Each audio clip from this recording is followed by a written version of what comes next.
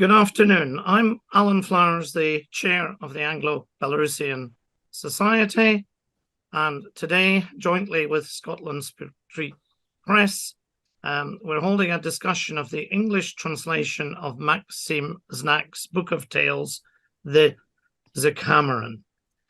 We're joined today by Jean Findlay, the head of publishing of Scotland Street Press. We're joined by Ella Dingley and Jim Dingley, the translators, and we're joined by Irina Kosikava from Warsaw, the sister of Maxim Znak. We also will be joined by some special guests later who will make some comments, including we're very honoured to be joined today by Rosemary Thomas, the former British ambassador, Rosemary Thomas, OBE, who was our British ambassador in Minsk from 2009 to 2012.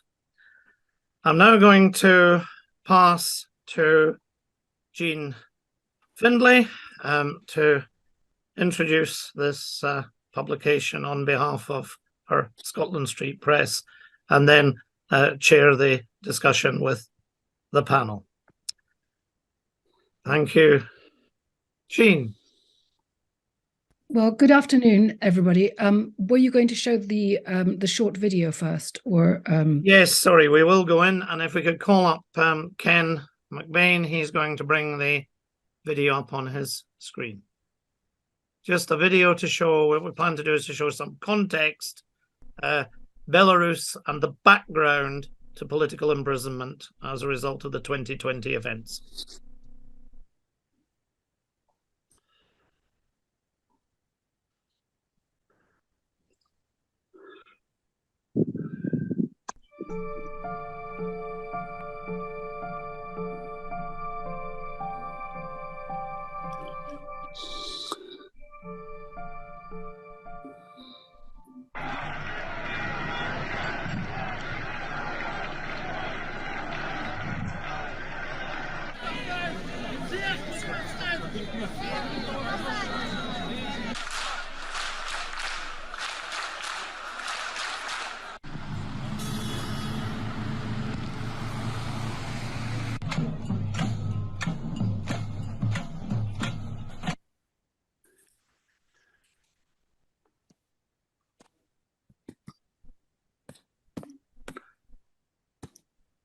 Oh dear.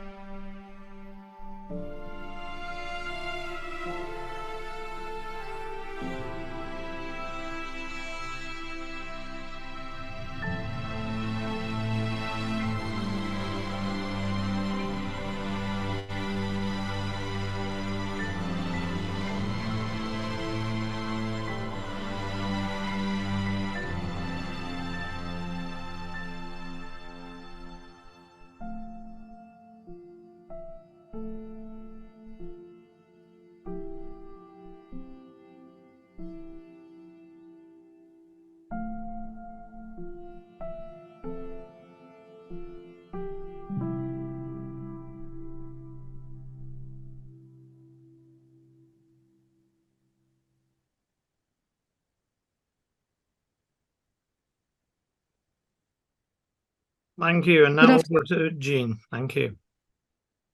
Good afternoon, and thank you for coming to this discussion of Maxim's Znak, the Zekameron, 100 Days Behind Bars and Eyelashes. This was a manuscript which was sent last year in February to Jim Dingley, who's here and will speak a little bit later on, directly from a prison in Minsk. And you've seen the background against which that came. When I read Jim's first series of pages of translation, it reminded me of one day in the life of Ivan Denisovich, except it's 100 days in prison. And that book has been credited with being the beginning of the end for Soviet Russia. And it would be nice if this book was credited with the beginning of the end for the current regime in Belarus. And literature, as we all know, is an incredibly powerful tool, especially when it is moved into art, which is what has happened with this work. It's not a memoir, it's not a diary, it's not a description of what he's actually going through. It's been moved into fiction. And it's beautifully and powerfully translated by Jim and Ella Dingley. It's already been translated into German, and in Germany it has had amazing reviews in all the big newspapers, all the big and important and powerful German newspapers. That hasn't happened here yet. We're a different country. But we hope we're going to carry on having launches and speaking to newspapers, and we hope that that will be the case both here and in America. The last book that Jim translated for us was the rights were bought in America, and it has had enormous success. If the UK isn't going to listen, then very likely the US will soon. I just want to introduce Jim and Ella here, who will talk a little bit about the translation, and then we hope that Irina Kosikava, Maxim's sister, will join the discussion. Jim is a veteran translator. He studied Russian at Cambridge in the 1960s and has since held several university positions in Russian, Ukrainian, and Eastern European studies. He's translated 2 books from Belarusian for Scotland Street Press. Both are winners of PEN Awards, as is this one. It was given a PEN Award before publication. Jim has been awarded a Francis Skarikina Medal in 1991 and a Jubilee Medal in 2019 for his contribution to Belarusian studies. He's married to Ella Dingley, who co-translated this book with him. Ella is from Belarus herself, a teacher. She has taught Russian in the School of Slavonic and East European Studies. She's worked as a stringer for the BBC World Service and is the Belarusian Service of Radio Liberty. I'd like to hand over to them to talk a little bit about the translation.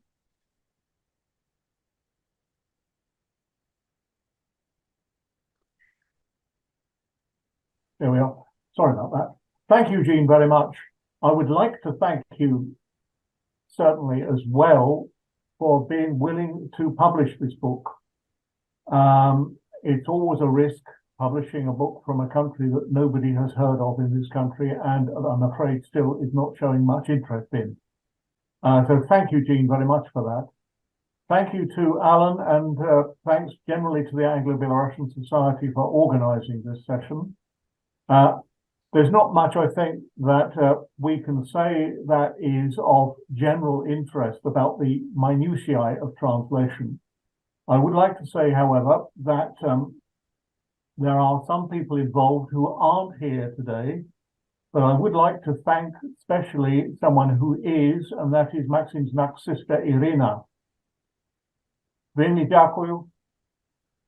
Yeah, hello. Veľmi ďakujem.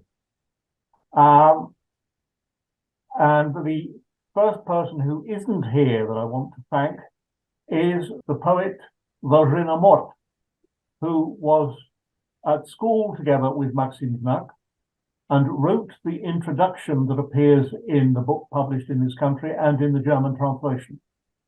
I wrote to her on Tuesday this week to ask her if she could attend, and she was ironically in London at that time, but she was going to Ireland on Wednesday, so she's in Ireland at the moment. But thanks to her, the book has a vivid, lively introduction. Now, who else do I need to thank? I'll just have to look at my book because I don't remember things anymore. No, that's it. I've got some apologies, not surprisingly. The first apology is that there's no index. Not deliberate, it's just that I forgot to put one in. I would have really appreciated it when I look through this book to see what it is I want to say about it, because I don't remember everything. So the answer to that is, of course, use the PDF version. There is one. And anything wrong in the translation that people find, it's not Ella's fault. It's just probably that I haven't taken any notice of what she said. So any blame comes to me. And humour.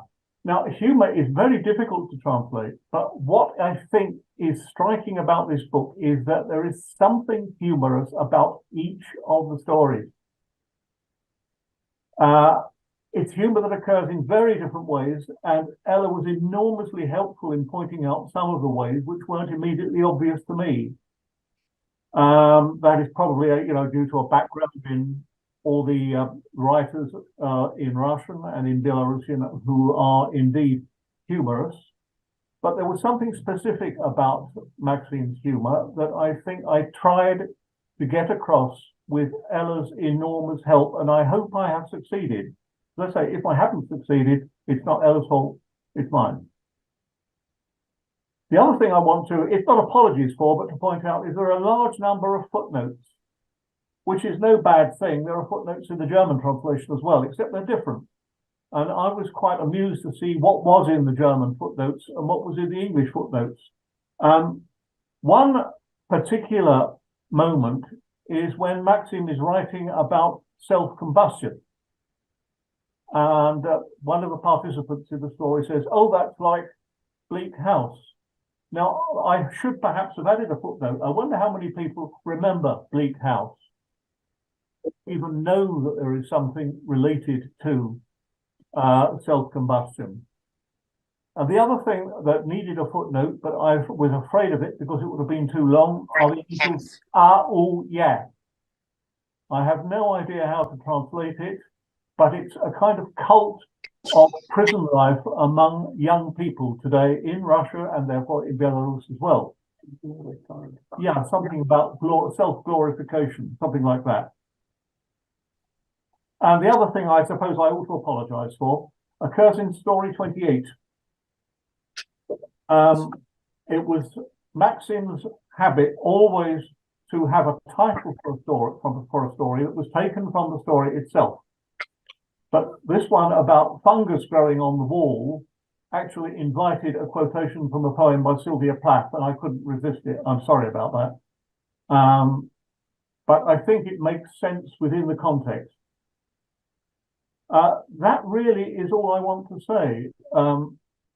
The book had an enormous effect on me when I was translating it, that somebody is writing as though he's both inside and outside. He's got a foot in both camps. The approach is extraordinary. And as Gina said, this is literature. It's not a political book at all in the immediately obvious sense. The Belarusian translation, which I haven't seen, actually calls it a roman, a novel. Well, a novel can take a lot of forms. I'm not going to argue about context. So really, that's all I would like to say at the moment, except we've seen one name in the video, Ales Bialyatsky, who shared the Nobel Peace Prize recently with human rights activists from Ukraine and from Russia. In a recent video on his YouTube channel, Andrei Khadanovich, the Belarusian poet, he spoke about Bialyatsky as the Belarusian Nelson Mandela. Now, I would like to think that we are being able to talk in this context about looking forward to the time when all these political prisoners are freed from this horrendous prison sentence that they've been sentenced to. That is really all I'd like to say. I'll hand over to Ella and she can highlight some of the things where we worked together and she was of enormous assistance to me. Hello, everyone. I'm very happy to see so many lovely faces. My role actually was very, very modest, I have to admit. It wasn't as big as was presented. I have to say that I found the work very, very pleasurable because Jim and I were discussing many things, because sometimes the translation was really very easy, but sometimes something inside the story didn't have anything that would be described in English, because there are no such things. So we needed to find something that would be used instead of. So some of the things we left exactly with the same name, like Kruhal is a big mug without a handle. We left the word Kruhal in the text, which is original Max's word for it. Some of the things we were translating, for example, the way the prisoners inside the cells use the communication lines like a ship, that it's little notes that attach to a thread and pass between the cells. We just translated straight away the word karablь as a ship. In some ways, we would try to find equivalents in English that would mean the same, but using totally different words. I don't remember now. For example, some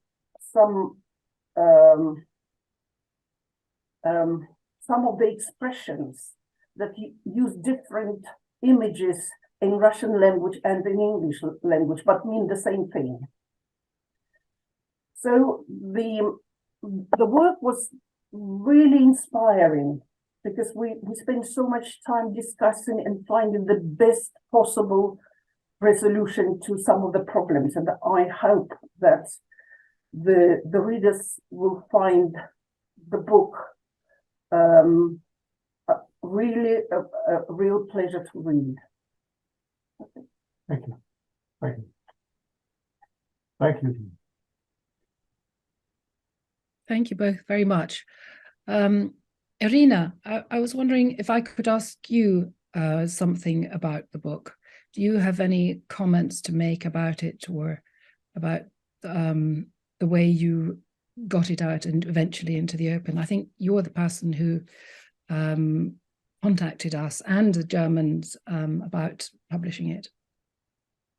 Yes, thank you very much. And first of all, I would like to thank everybody who is now here. I'm very thankful because of publishing of this book and translating of this book. As I know, it's really important for my brother. It's really important for him, as for now, there is no other chance to show him that we are with him now. So really now we have a very difficult and tense situation because we have no communication. And now for 100 days, we have no communication with Maxim.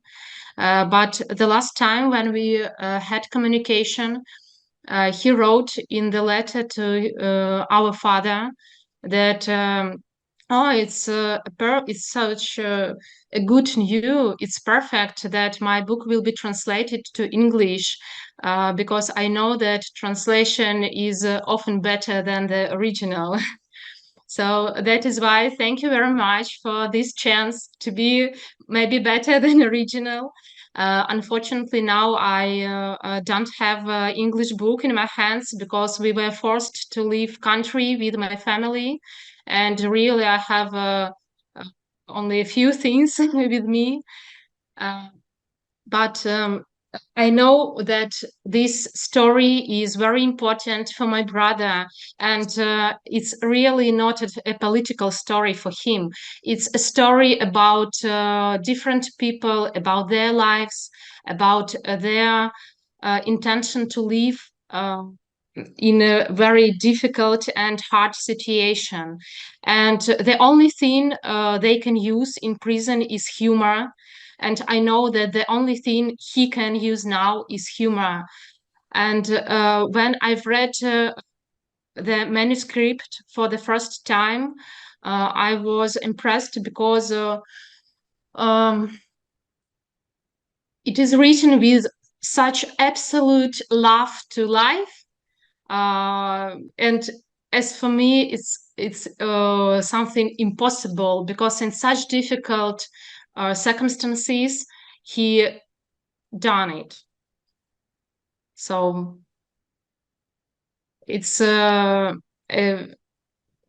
very thankful that world can read this book now in Russian, in Belarusian, in German, in English, and in Sweden. It's incredible. Thank you very much, Irina. I think it would be very nice to listen to a little bit of this book. Jim, do you mind if I read it? I'd like to read the little tiny little story that you mentioned about mushrooms for two reasons. First of all, because you mentioned it, but also because the whole mushroom knowledge is so important at the moment with the book about mycelium, and it is something that just spreads like lightning, wildfire, underground, through electricity or neurons or something very, very fast. And I really hope that that's what this book will do as well. Anyway, I'll read it. You've called it "We shall by morning inherit the earth," which is also a hopeful line for Belarusian political prisoners. Anyone entering the cell was immediately struck by the thing in the far upper left-hand corner, unembraceably black, damp, covered in white spots. It seemed to be stirring ever so slightly. It wasn't, of course. It's just that the air was moist, like in the subtropics. But here there was a cold draft and drops of moisture on the walls. Maybe that's why the inmates imagined they were seeing all sorts of nonsense. In actual fact, it was just common or garden fungus, except that it was very black and very big. It must have been here forever, handed down from one contingent of prisoners under investigation to the next. This was a fungus that would probably have given Stephen King enough material for a frightening horror novel based on each prisoner's hallucinations of what could happen if day after day they had to inhale the noxious air given off by the fungus in a closed space that was inadequately ventilated. Nothing good. If the contingents weren't changed quickly enough, they would try to fight it, but the fungus always came out on top. They complained about it, wrote official letters about it, but the fungus held all their efforts in contempt and went on growing even stronger. It was even sprayed with something once, but all that did was get rid of the white spots, and only for a short time. The joke was that it had been sprayed with fertilizer. One of the dwellers in the fungus-ridden cell had done time in solitary, in the punishment cell that was situated in the mixed wing right behind the wall. He was the one who discovered the secret of the fungus's amazing tenacity. It turned out that there was an eternally gurgling riser pipe that went right through the wall on the other side of where the fungus was. And in addition to the gurgling inside the pipe, there was clearly bubbling on the outside. Knowing the reason for the fungus didn't make things any easier. Sometimes they forgot themselves and mentioned the fungus during inspection in answer to the rhetorical question. Any questions? There weren't supposed to be any questions, but they said, "We've got fungus growing in the cell." In reply, they heard, "Fungus? You mean mushrooms? What do you want? A truck to go collecting them? Don't waste my time." That's the little story on fungus. Maybe I can hand back to you, Alan. Yes, thank you. We're now moving to the stage where we're inviting first comments and then an opportunity for question and answer. We have here Rosemary Thomas, OBE, who is one of our succession of British ambassadors who has engaged greatly with the whole question of imprisonment, political imprisonment in Belarus. She has a predecessor who has been a past chair of the Anglo-Belarusian Society, and more importantly, also a past British ambassador, Brian Bennett. And I was very taken when I was going to Belarus with the work he was able to do in the early noughties, around the period 2003, 2006, when he was in Minsk, to actually be able to visit and get inside prisons and speak with the political prisoners, and also speak with the prison governors. That process in the transition to where we are now has completely stopped, although the efforts, particularly of our British Embassy in Minsk, to highlight the plight of political prisoners. Now, Facebook is widely used, and the British in Belarus website is a lot of content about political prisoners. Rosemary Thomas's period was 2009 to 2012, which coincided with the last time there was a major presidential election with large-scale protest and the imprisonment of all the opposition most of the opposition presidential candidates, a situation that was very close to Rosemary Thomas. And I'm now going to invite Rosemary to make what comments she feels is appropriate on this topic. Thank you, Rosemary. Thank you so much, Alan, and thank you everyone for their presentation. I think it's an incredibly hopeful sign that Maxim was able to get this book out into the broader world, because I think so much that we've got to concentrate on now is about hope. I was very struck with Alice Bialyatsky in his speech that was delivered at the Nobel Peace Conference, that we must hold on and we must continue to hope, even though the situation more or less looks just about as bad as it can be. I mean, certainly I think there's a quantitative step in difficulty since my period of time in Belarus. So that was 2009 to 2012. So we had the dramatic events of December 2010 right in the middle of that. Now, I wasn't able to do all the things one of my predecessors had been able to do, Brian Bennett. I think you were describing a situation, Alan, where Brian could actually get into prisons. What I found was I was able to go to a lot of the political trials, and I was allowed to go and lobby about the situation. But certainly none of my requests to get access into prisons was granted. And from what I have noticed this time round, so during my time, if you wrote to prisoners, you could expect to get something back. Where I've written sometimes recently, and I haven't received anything back. And in fact, one of the cards I wrote was actually returned to me.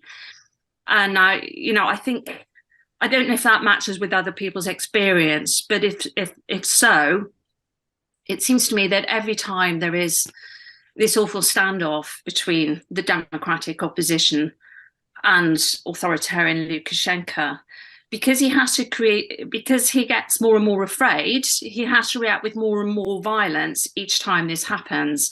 So I think we're in a qualitatively different environment from 2010 to what we saw as the aftermath of 2020. And I think that actually shows paradoxically just how weak and just how frightened Lukashenko is. So it's an incredibly challenging environment, but we must just carry on and do what we can to bring their plight to people, and to make sure that, it isn't forgotten.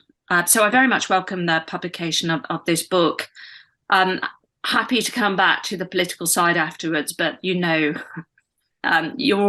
all as aware of me of the political ramifications of what these horrible events have been. So I think I'll leave that there for now, Alan. I'm happy to take any questions later on as well, and also hope to ask some on my own account.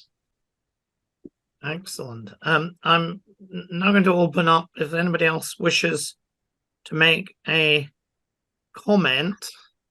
I have to admit I'm now I'm going to bring up the whole gallery view so I can see. I mean, if anybody wishes to put a hand up to make a comment, because if not, I would move over to a question and answer session from those gathered here at the moment.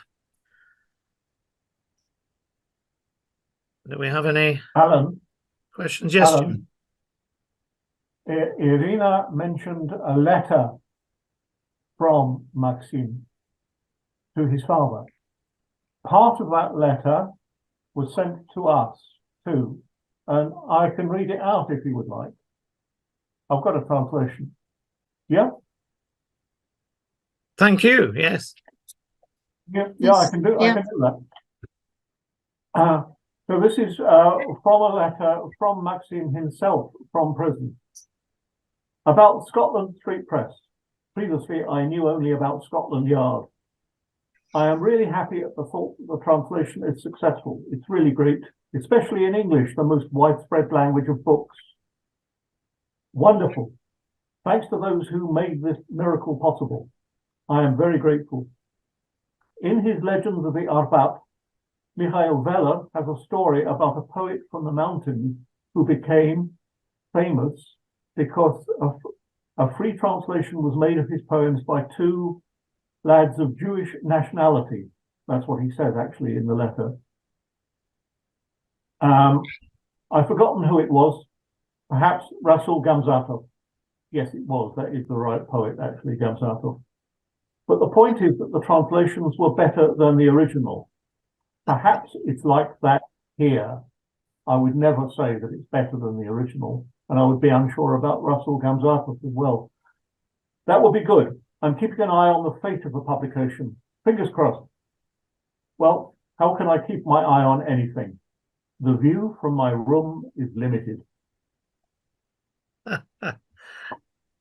I think while Jim is talking, I might invite you to dig out the wonderful little poem, which I know you've now translated into English. There is a piece you might comment on that is not present in the English version, but I think was present elsewhere. Yeah, you're right. Sent me these few lines. Yes. You might comment on that. The Russian book form, in Russian book form, and by the way, some of the stories appeared in the Russian literary journal Znak last year. So they actually appeared in Russia, and the Russian publication, as far as I can see, is quite official. And it has some bits and pieces that weren't in the manuscript that we had, like there is a very short poem. There are some wonderful drawings, a really enchanting drawing of a little elephant on a melting ice floe. But do you want me to read the translation? Yes, please. Yeah. English. Yeah, in English. I'll have to look for the text for that. I'll make it up as I go along, okay? Oh, you sent me a nice translation. Yeah. Apologies, I've not brought it up. I don't know whether you can see the elephant on the ice floe there. Right. This is me giving a free translation of something I've already translated, but is on a text somewhere in the. No, it's not that. No, it's not that. That's an elephant saying something about global warming, and why not? So it's quite a free translation. I just think of what I've got. Drop round and see me sometime. I miss you something awful. There'll always be some tea here waiting for you whenever we meet. And the smoke-enveloped light is never switched off. But on second thoughts, don't come. It's not frightening here. It's not scary. But today is just like yesterday. And here, there's nothing right about it. There's no sense. You want to read it? You want to have it read in Russian as well? Yeah? По-русски можно? Yeah, yes, go ahead. It's only a short piece, and we can put that on the record. Yes, what is this line?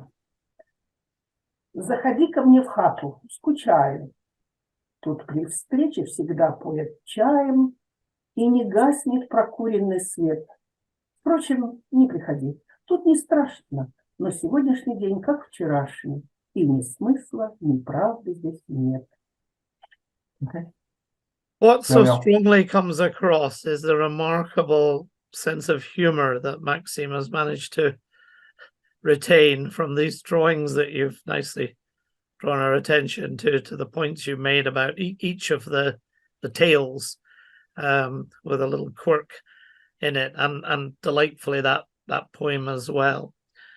I think what was fascinating in the translation, if I could put a question to the translators, bringing out something that I know you've talked about before, this question of these very specific words. Now, I think to help everybody here, you might like to clarify the original, as I understand, was in Russian, and we've since had translations also into Belarusian, which both of you are highly expert and competent at. My question to you is, have you reviewed the way these difficult terms were dealt with? It was presumably much easier going Russian to Belarusian, but of course there's also been the German translation that's had to wrestle with the same problems, and you've told us about your solution for these rather specific, I think there were other terms, prison terms, that you had to wrestle with. Would you like to comment a little bit further on this struggle with the special words and terms, and maybe, if you're aware, how the other translations dealt with it? Well, the first thing I have to say there is that I haven't seen the Belarusian translation, so I don't know about it. I've seen the German translation, and I haven't actually, I have to say, paid close attention to the way in which the prison terms were translated. But the biggest gift that Maxim could give to the translator was that the original manuscript had a dictionary, a glossary of prison terms.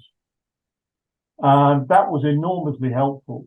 It explained the Russian words. It told us what they were. For instance, the one that we translate literally as eyelashes actually refers to the closure of windows, not merely by bars, but also by steel shutters. So the eyelashes are steel shutters that virtually stop any light coming in at all.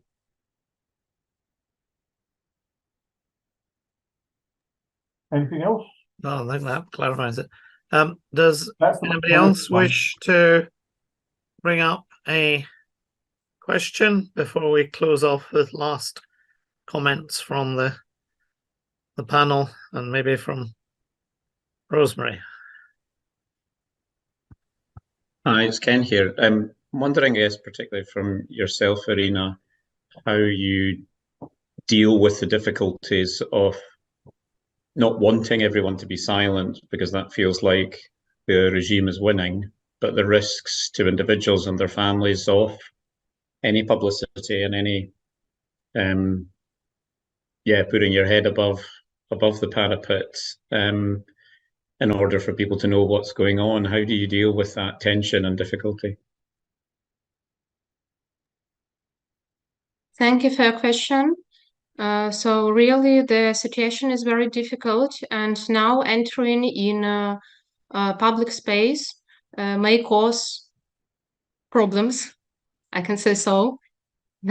Little problems or big problems, and that is why it's understandable that nobody who is now in Belarus can't speak loudly, because it's a question of your personal safety. Even if you won't speak, it can be a question of your personal safety. I'm now here with you because I'm in Warsaw in Poland, and I can't return to my country, unfortunately. We have such a difficult situation for our family. And that is why I'm here. So, but really speaking in public space may cause problems, and even not to you, but for example, to a prisoner about whom you will speak.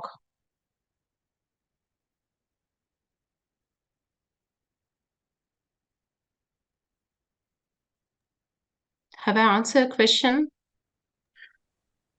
Yeah, I guess there's no answer. There is no answer, is there? It's you never want to feel that the prisoners are forgotten and that no one is interested anymore. But in doing things, you create risks. So it's a horrible situation to which there is no easy answer, is there? Yeah. Alan, can I put a question?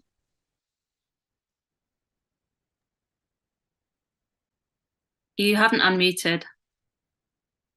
Sorry, Yes, of course. Yes, of course. Thank you. Yeah, I don't know to what extent Irina or others might be able to engage on this, but one gets the strange sense in Belarus that one just goes round in a cycle, more or less every 10 years. There's a really major flare up. And previously, Lukashenko has been used to try to, to bargain his way out of these situations. So he uses political prisoners to win alleviation from sanctions, for example, to get other political deals. And I was just wondering if anyone has any sense about how their prisoners and their families are feeling about this. I think we're a very, very long way from that situation because Lukashenko is such a pariah now. But I just wondered if there'd been any discussion about how prisoners would feel about that.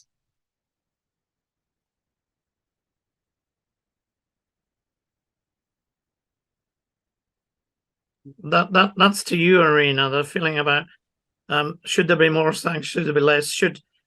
Should prisoners' escape be traded for relaxation of the sanctions? Views on the sanctions. it's a very difficult question for me because you ask me about the life of my brother. So it's my personal question. Yeah, I can just say that certainly I want him to be free. How can I think in another way? It's just my personal decision and my personal impact to be him free and to not to sit in prison. So, but I can't make some decisions for the whole prisoners. So I suppose it's the question for every person personally. Yeah, I was just wondering if there was much contact and much discussion on this issue between prisoners, families, and friends. That was what was driving that. And as I said, I think we're at an awful, as far as I could see, we're an awfully long way away from that situation because the European Union and others have been stung by this so often before that there's this miniature Thor with Lukashenko. They've tried to make positive moods towards him, but each time he's challenged in democratic elections and he responds, as I've said, every response seems to be much more serious than the previous cycle. So I think it would be a much trickier situation to even contemplate those deals certainly in the near to medium term. But thank you for addressing it, and I can't imagine what a difficult situation this must be for you. Thank you. It is, of course, a more complex situation than in 2010. The conditions and the reasons for applying sanctions now have become much wider, of course, with the question of free and fair elections, elimination of the wider human rights abuses, as well as release of political prisoners. In 2010, I recollect that really mainly the campaign and the pressure applied with sanctions, and Rosemary could please correct me because you were right at the center of the political aspects on this 12, 13 years ago. But when I was out in the streets in London 12, 13 years ago, they called for more sanctions. It really was a call. We wanted the political prisoners released because there had been massive arrest of the presidential candidates. And the follow-up was one of the more extreme that at that stage, it was another ratcheting up. And a good person known to myself and Rosemary very publicly, Andrei Sanikov, who was the lead contender, and many consider may well have come, if not close, maybe even have won the election in 2010 in an event. He was in prison for nearly a couple of years, and he ascribes the pressure of sanctions and eventually the Lukashenko government giving ground and releasing political prisoners to what saved his life. So we will sometimes hear the phrase from Andrei Sanikov, sanctions saved my life, that they were ratcheted up. Of course, you could then say, well, that was a trade, because prisoners were released in that time, and there was a rundown of the numbers, and eventually by 2015, so also were the sanctions relaxed, and we had an almost non-election in 2015 anyway, hardly any contenders. Yeah. And as Rosemary Thomas has so appropriately stated, he's back at his same games as 2010, even more so in 2020.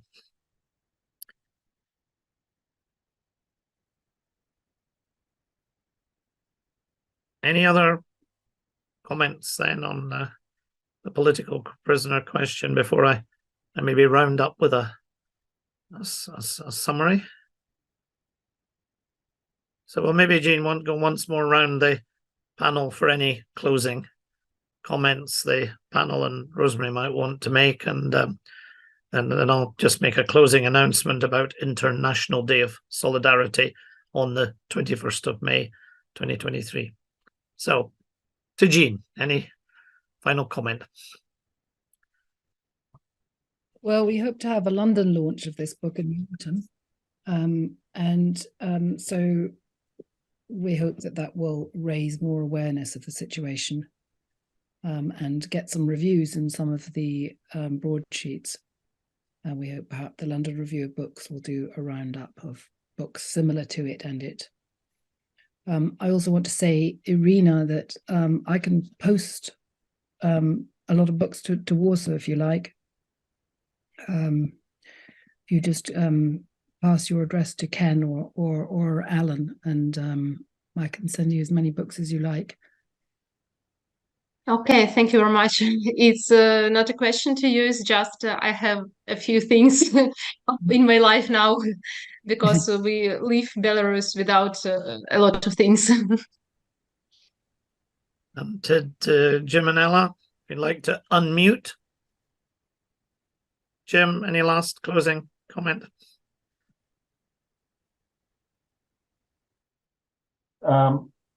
Thank you very much to everyone who participated. Thank you, Irina. It's lovely to see you in reality. And I hope we'll be in communication again about further things. Jean, it's always great. I'm always happy to see you. And thankful for our collaboration in the publication of certain books of literature. There's one thing that I would like to say that is quite new, actually. We're doing a translation at the moment of a short story by Ohir Bakarevich. I think he's one of the greatest European novelists, let alone Belarusian. The story is entitled in Belarusian Karniki. I really don't know how I'm going to translate that yet. But it's about the weakness of everything. Everybody thinks the Siloviki, the people of power, the paramilitary police, are frightening. But in fact, they are frightened of each other, nervous of each other as well. And this is one of the aspects of the power structure in Belarus that a totalitarian system has reduced everybody to, when the police are nervous of each other because they fear denunciation all the time. Thanks to, it's very good to see Michael, and thank you, Rosemary, for coming. Very good. Pleasure. And to see my old colleague, Mike Purcell. Hi, Mike. He is, or his wife is, I'm not sure, writing a review of the book. Is that correct? Yeah, you are. Okay, fine. Good to see you. Thank you, everyone. Thank you very much. Very interesting and helpful session. Oh, and there's Nikolai. Hello. And I'll pass to Rosemary Thomas for if she wants to make any last closing comment. Just to make the obvious one, really, that it's a sign of just how morally bankrupt the Lukashenko regime is, that, you know, the very best and brightest of Belarusians are either in exile or behind bars. And, you know, this is a situation that just cannot go on. You know, Lukashenko is bringing his country down to the most mediocre level in almost every sphere, and is bringing Belarus right to the very, very brink, you know, where it's clinging on to its sovereignty by its fingertips. So, you know, I think we must all just carry on and persevere, and, you know, do whatever we can to keep this situation visible. That 1,500 of the very best Belarusians are behind bars. And that Belarus desperately needs these talented people out from behind bars and doing what they can to help save Belarus. So I very much hope that the situation might at least alleviate once the Ukrainian-Russia situation reaches some sort of level of resolution. And let us just hope that this will be this year. Let us hope so. Thank you. And as Rosemary Thomas has so rightly highlighted, we've focused on Maxim Znak today, but as can be seen, and I'm going to share with you now, I hope you can all see the Vyazna page as it is of today. We are recording this on May the 20th, 2023, when the figure just in the last few days exceeded 1,500. Vyazna recognized there's very specific criteria for this number, which has crept up through 1,400s and currently 1,525 recognized. Some and many Belarusians will say this is a very specific criteria applied, and it's not just 1,500. There are many thousands more in prison who either do not wish to be designated or have committed similar offences that it would be seen against the state and are not included in that list. And in the discussion of sanctions, it's worth pointing out that amongst the criminal offences that Belarusians can now commit is actually any supportive discussion about sanctions. So we have Belarusians on this broadcast who quite rightly might feel a detailed comment on the sanctions question. It now would be potentially subject to criminal liability to voice this and express this. Bloggers, even with the most minor of comments, are being imprisoned and arrested. So those who are interested in following the progress and political prisoners, the Vyazna webpage is keeping a very excellent record on that. And with that, on behalf of the Scotland Street Press and also the Anglo Belarusian Society, I will call to a close this afternoon of consideration of the tales written by Maxim Znak in the book The Zekameron, as translated by Jim and Ella Dingley. Thank you.